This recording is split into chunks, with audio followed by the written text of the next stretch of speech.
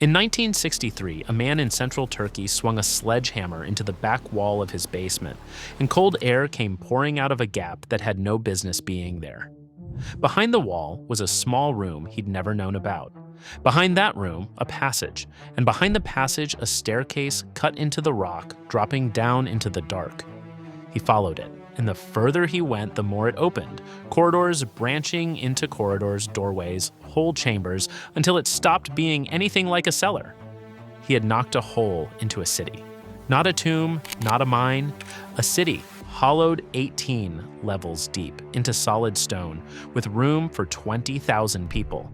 And not one soul in his town had any idea it was down there, under their houses, the entire time. When we imagine a vertical city, we look up. Glass and steel stacked as high as the money will go, everything about it built to be seen from a distance. The people who made this one wanted the opposite of that. They went straight down.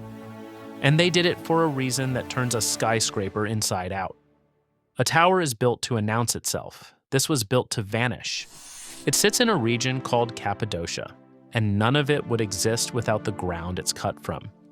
Millions of years ago, volcanoes buried this land in ash that settled into a soft rock called tuff, soft enough to carve with a hand pick, but stone that hardens as the open air reaches it.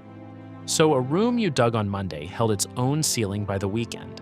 The people here learned that early, and they did not stop at a room. Beneath these plains lie at least 36 known underground cities, and the deepest of them, a place now called Derinkuyu, falls nearly 280 feet. A 20-story building flipped over and driven down into the earth, and carving it was staggering. Slow work. There were no machines down there, no drills, no dynamite, nothing but handpicks, baskets, and lamplight.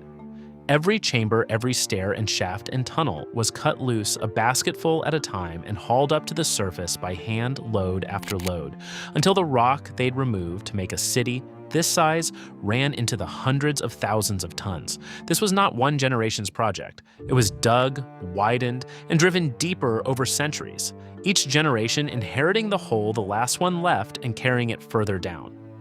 The first cellars may go back almost 3,000 years to a people called the Phrygians, but the sprawling, sealable refuge you can walk today was mostly the work of the Byzantine Christians who came later. Because for century after century, this was a road that armies used. Raiders swept through in waves during the long wars between the Arab and Byzantine worlds, and the people here had no mountain to run to and no wall that would hold. Out in the open, an army on the horizon is simply the end, unless the horizon has nothing on it. So that became the whole strategy. The moment the lookouts saw dust rising on the road, an entire town would funnel down the stairs and pull the door shut behind them. And it was a remarkable door. At the tightest points in the tunnels sit enormous wheels of stone, discs cut from a single block as tall as a man's chest, weighing up to half a ton, resting in carved pockets in the wall. To seal the city, they rolled one across the passage like a coin balanced on its edge, and it plugged the tunnel completely. Then comes the detail that tells you exactly who it was meant to stop. The wheel can only be moved from the inside. On the attacker's side, there's nothing to grab and no way to get behind it, just a slab of rock that wasn't there a moment ago. A single hole bored through its center. Let the people sealed behind it watch the passage or run a spear through it if anyone came close. But a door only buys the first minute. The real cunning is that the city kept fighting after you were through it. The tunnels were cut deliberately low and narrow, so an intruder had to bend double and squeeze in one at a time, blind, into a place where the defenders knew every turn and he knew none, and each level could be sealed on its own. So breaking a single door didn't open the city. It dropped you into one dark room with another half-ton wheel waiting at the far end, and people above you and below you who could move freely while you could barely move at all. It wasn't only a place to hide, it was a machine for swallowing an army one man at a time, which raises the question that should have made the whole thing impossible. 20,000 people, their animals, cooking fires and burning lamps, all of it sealed under 200 feet of rock, sometimes for weeks at a stretch. Air like that turns poisonous fast. Pack that many bodies that deep behind a stone plug and you haven't built a refuge, you've dug a grave. Someone had to solve breathing first, or nothing else down there was worth carving. They solved it with holes. Straight down through the rock, they cut vertical shafts, more than 50 of them in Derinkuyu, the deepest dropping over 180 feet. And those shafts are the difference between a living city and an airless one.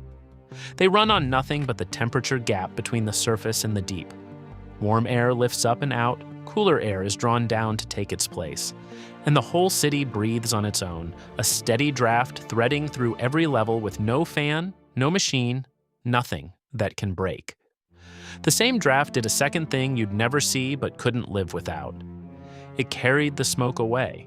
Every fire and every lamp in a sealed space throws off an invisible poison, and in a cave that traps it, flame will quietly kill a room full of people before the air even runs low.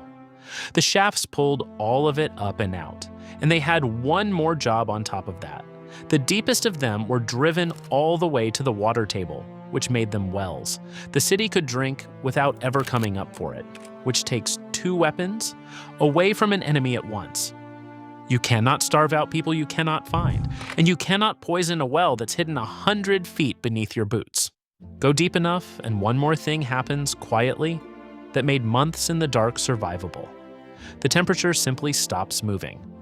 A few stories into the earth, the ground sits at a steady 55 degrees or so all year.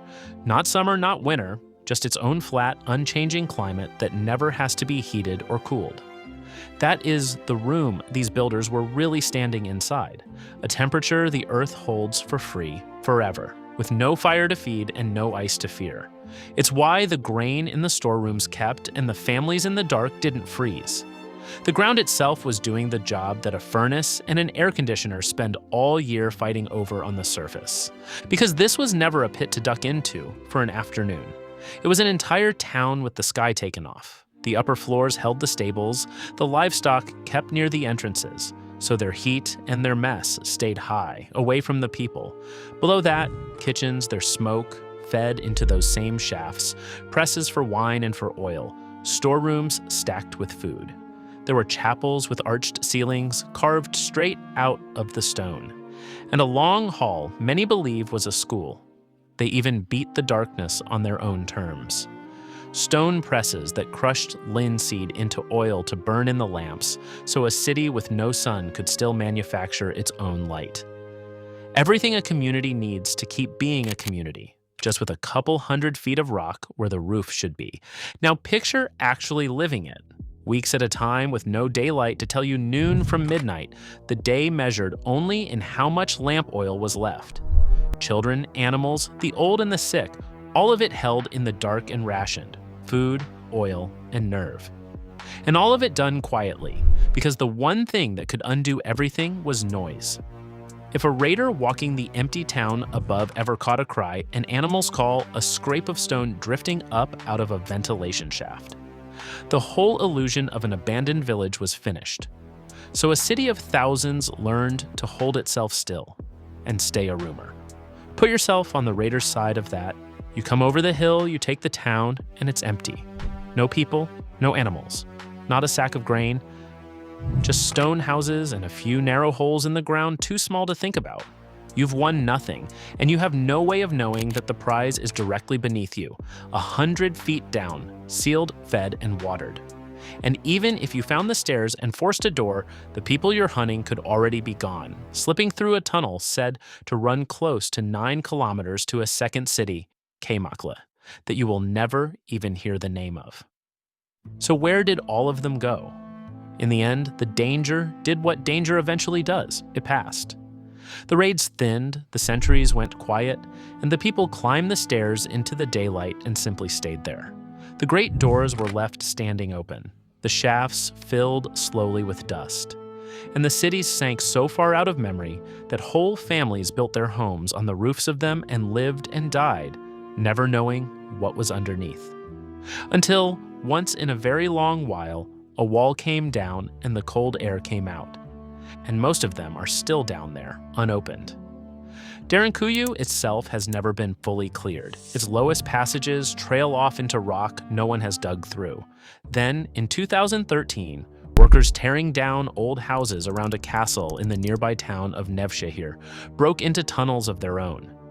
And when the archaeologists followed, they found another city: kitchens, chapels, oil presses, staircases going down and down.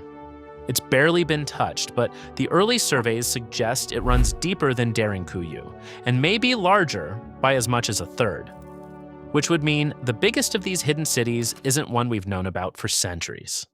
It's one we stumbled into the day before yesterday.